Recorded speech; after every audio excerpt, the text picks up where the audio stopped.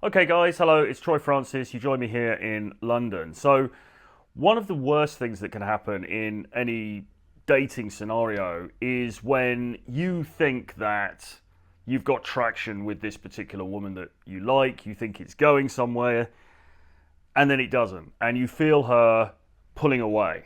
You feel her slipping away out of your orbit or whatever. And this is something that can happen quite a lot. It's really, really frustrating. It could be that you meet a girl, maybe you're at a bar or you're at a club or a dinner or wherever it is really, and perhaps you are either chatting with her over message. This is assuming you guys got on well on that first encounter, you exchange details. Maybe you're chatting with her over message, and maybe you even go on a date with her, and you think things are going really, really well, and then something happens and she starts to pull away. Now, this has happened to me many, many times in the past. It hasn't really happened so much in the last few years because, as I'll explain, well, later on in this video probably, the dynamic has changed really as far as I'm concerned with the women that I'm intimate with. But in the past, it used to happen a lot where I would meet somebody and I'd go on a date with her and I get super, super excited. Like maybe it was even somebody who had checked me out, not asked me out necessarily, but she had indicated that she was interested. Maybe she'd smiled or she'd sort of made some comments or something like that. And I got that sense that, yeah, she's interested. So we've been out on a date. Maybe we've been out on a date and we've made out. Maybe we've been out on a couple of dates and then something had happened. I dropped the ball somehow. And you get that sinking feeling if you go on a date with someone you really like, and then at the end of that date, you just think, I just don't think she was feeling it. I did something. I did that one thing. If only I hadn't have said that one thing. If only I hadn't have looked at her like that. If only I hadn't have, whatever it was. I remember one time I was dating this girl from Romania, really, really beautiful woman. Long, dark hair, beautiful dark eyes. Fantastic girl, very, very intelligent. And we went out a few times.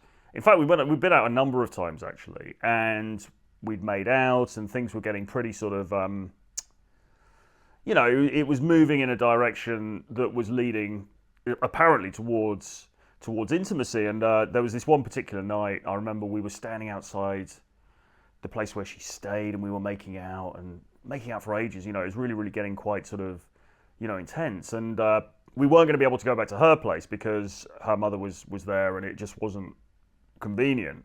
What I didn't do was say to her, actually, do you know what? My place is just over here, because it was not far away. It was a couple of mile and a half away, something like that. I didn't say, well, why don't we go and just chill at my place for a little bit and sort of continue the evening there.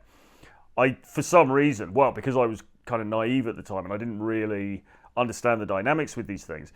Instead, what I did was nothing. We were making out for ages. I said goodnight to her, saw her going into her house, shut the door behind her, and then that was it. And then, to compound that mistake, if that was indeed a mistake, and I think it probably was, because sometimes you have this window when if something's going to happen, then it's going to happen then. And if you don't move forward, then sometimes that window can close. And I suspect that's what probably happened then. But to compound the error, if it was that, what I did next, and this was because I'd started to read some things on the internet and I'd sort of, had some strange ideas about how to operate from that, I actually then cut contact with her for about 4 days. I didn't message her at all for 4 days. And the thinking behind that was I wanted, I suppose, to make it seem as if I was very nonchalant. I wasn't bothered. I had other things going on. I was, busy man about town or whatever it was. So I actually had no contact then with her after the non-event of us making out and then nothing happening. I then had no contact with her for another 4 days. And then after that, I sent her a message. I was like, hey, how's it going? She didn't reply for a while. And then when she did reply, it was a very clipped, short, oh, okay, fine, thanks. And as soon as that message came through, I knew that I dropped the ball. I knew that I messed it up. And you know what it's like. You just get that sinking feeling, don't you, in the pit of your stomach. You think, oh no. Because the truth is, I really like this girl. I really, really, really like this girl. She was 100%, my type. Well, I've talked about her already. She was very beautiful. She was fun to be with. She was vivacious. She had interesting tastes. Very intelligent. So we had great conversations. It was just, everything was cool. And for some stupid reason, well, for doing those two things, I dropped the ball. And now I could sense that she was not as interested as she had been. And so after that, we continued, I continued messaging her, and she would take ages, and then she'd respond, and the response would be very, very short. And I think I then asked her out again. I said, well, why don't we go out for drinks? And she came up with some excuse, oh, I've got to do this, I've got work to do, I've got that to do. And it didn't happen. But I kept going, and she was sporadically responding and stuff like that. And then finally, we did end up meeting up again. And I remember us meeting during the daytime, because she was she was studying at the time. She was doing a postgrad and a PhD. And out of the blue one day, she said, well, why didn't you come down to Russell Square, which is where she was studying, near there in London. And so I was like, oh, yes, okay. So it was really, really exciting and everything. Sunday afternoon, went down there, sunny day, and we kind of walked around the park, but it was just a bit lame. Do you know what I mean? One of those sort of Sunday afternoon dates. It wasn't really appropriate to sort of try to be intimate, sort of make out again. And I wasn't really sensing she was in the mood for that anyway. And it was all just really awkward because it felt very friend-zoney. We had moved backwards by about 10 points, if you like, from where we'd been the time before when we met up. We literally moved backwards about 10 points. And so then we were in this horrible sort of grey area, this grey zone. And we continued to stay in contact, and we text and things like this. And I remember, I think maybe we even went out in the evening again. It's a long time ago now. But I remember her at one point making reference to how she'd been out with some other guy. And she was trying to sort of pass this off as, oh, he's just a friend. He's like this really friendly guy, whatever. But it sounded very, very like a date to me. And I was like, well, this is this is even worse now, because not only have I lost the spark with this girl that I really, really like, but now she's telling me about dates that she's having with other guys, and then denying it. Terrible, terrible situation to be in if you really like the girl. If you've got that kind of one eye to see type feeling for that woman, which I did have at that time. So in the end, it became apparent, look, this just isn't going to happen. But I was so gutted. I was so upset with myself because I felt that it was my fault. I felt like it was my fault. There was this opportunity with somebody who really, on paper, was perfect for me. And I dropped the ball. I'd thrown it all away by being an idiot. Really, really hard. And it's almost harder. If you think about getting rejected, guys are so scared about getting rejected. You walk up to the girl in the bar. Hey, you look really nice. Wanted to come say hello. And she's like, yeah, sorry, mate, I've got a boyfriend. Or she just kind of turns away or something like that. Guys are terrified of that. That prevents 98% of guys from ever taking any action in dating. Just that little thing.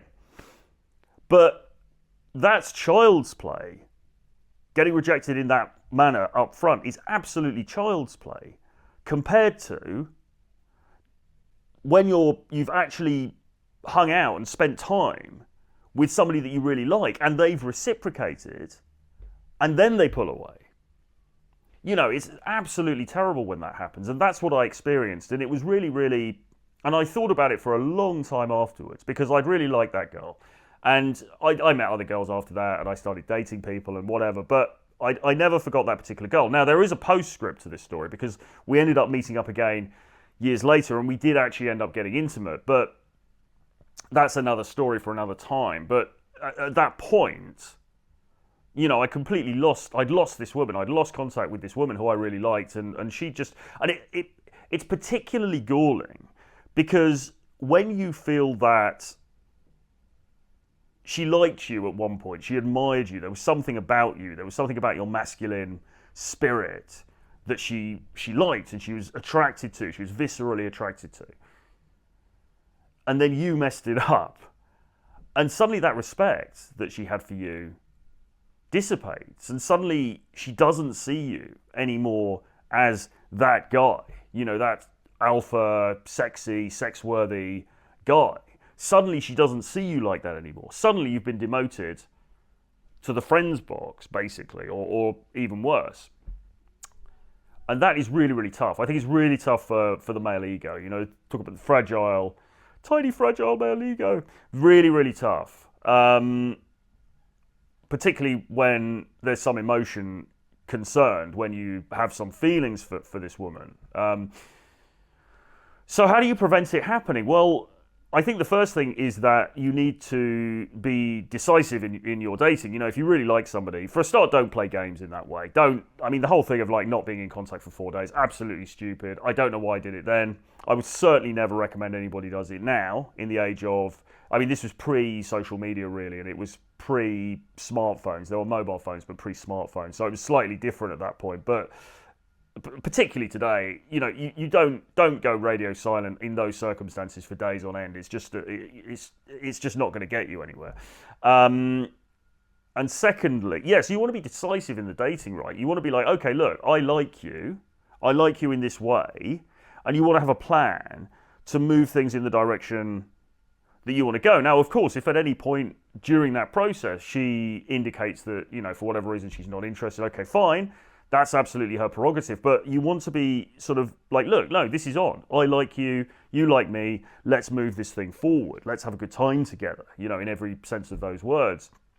And you don't really want the whole process to go on for too long. Yes, okay, sometimes you might go on several dates before you become intimate, and that's cool. But in general, you want to be looking towards intimacy sooner rather than later, just because before that, there's so many grey areas in terms of your relation to her, and there are so many things that can go wrong. You have so many opportunities to make a mistake like I made and ruin everything. So, you want to be sort of once you find this woman and the attraction's mutual and you like her and you want things to move forward, you want to be the one who is leading that, and you want to be the one who is making that as easy for her as possible, So, like, for example, in that situation where we weren't going to go back to her place because her mother was there, but, I should have been ready. My place should have been prepared and cleaned and spruced, and I should have been ready to say, look, let's jump in an Uber.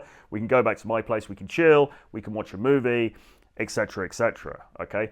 So you've got to have a plan. And you've got to be prepared to act on it, because recognize that if you don't, you could end up in a worse situation than you were before. The window of opportunity you have when there's attraction there between you and a woman is not infinite. All right, it's not infinite.